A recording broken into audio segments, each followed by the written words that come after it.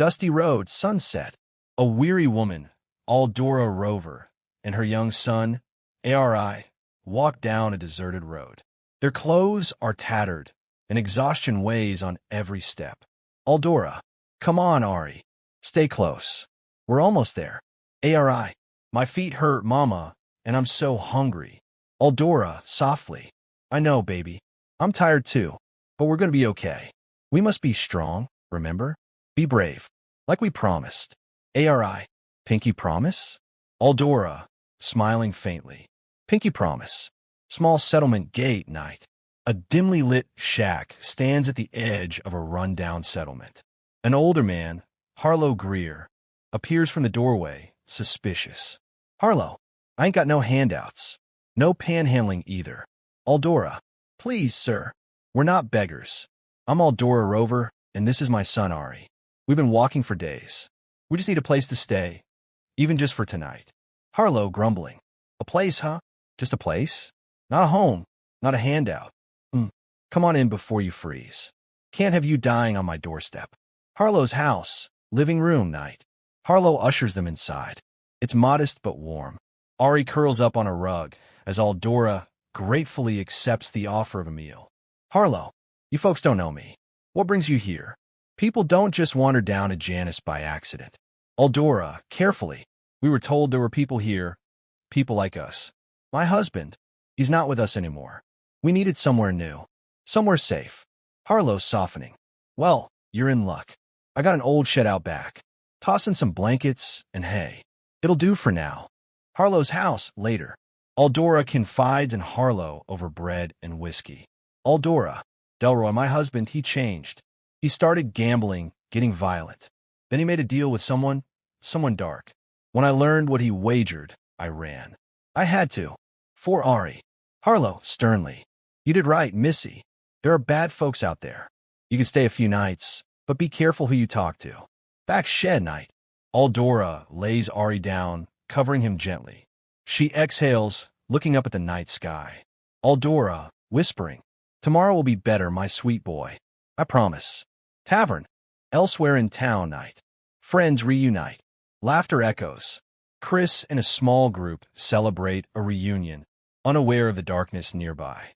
Chris, it's been forever. Let's not think about the past tonight. Tonight is fresh. A new beginning. Friend. Happy sounds good. Let's make it happen. Harlow's house. Late night. Harlow sharpens a blade quietly. In the shadows, something unnatural stirs. A whisper cuts through the silence. Whisper Vio. She brought the boy. The debt must be paid. Harlow, muttering to himself. Tomorrow, it begins. Apartment night. A small group of lifelong friends gather to celebrate upcoming weddings, reminisce about old times, and shake off the ghosts of the past. Some metaphorical, some maybe not. The night begins with jokes, drinks, and playful teasing. But there's an undercurrent of trauma that connects them all, especially surrounding a tragic accident years ago that killed two of their parents. Ben, early 30s. To Aiden. With this ring, man, dude. Hey, here's to you and Beth. Aiden. Thanks, brother. You're still my best man, right? Ben. Of course, always. Even with all this weird energy lately, especially with Christian back around. I can't shake what happened to our parents, man. Just like that, gone. Aiden. Yeah, mun. But life moves. Birds keep singing, sun keeps shining. Tonight, we focus on the girls. Everyone. Hell yeah. Phones buzz. Aiden. Texting. Christina's blowing me up in all caps with frowny faces. Ben.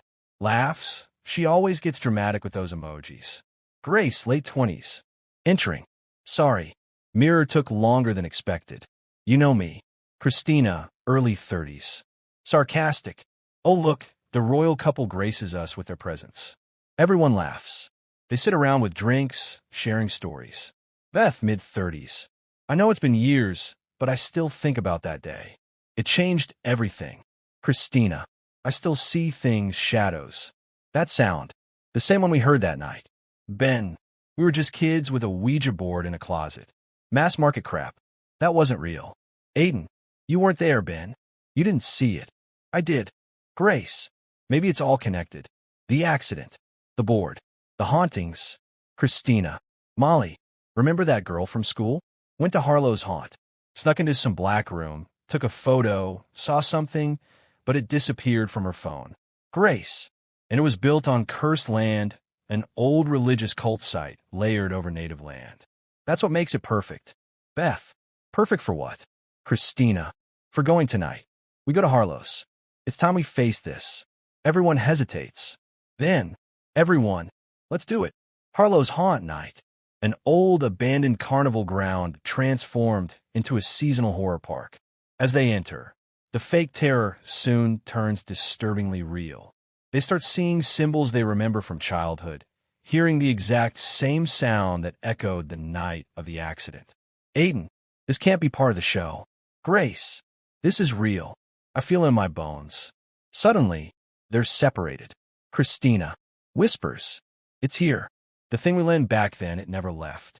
They are stalked by an unseen force. Mirrors show their reflections glitching. Sounds repeat their voices. One by one, truths come out, betrayals, old wounds, and the reality of what really happened to their parents. Black room night. Christina confronts a spectral version of her younger self. Young Christina, you opened the door. You didn't close it. And now, it wants more. Haunt Park exit night. Bloodied, broken, and barely holding on, the survivors flee the park. But the darkness lingers.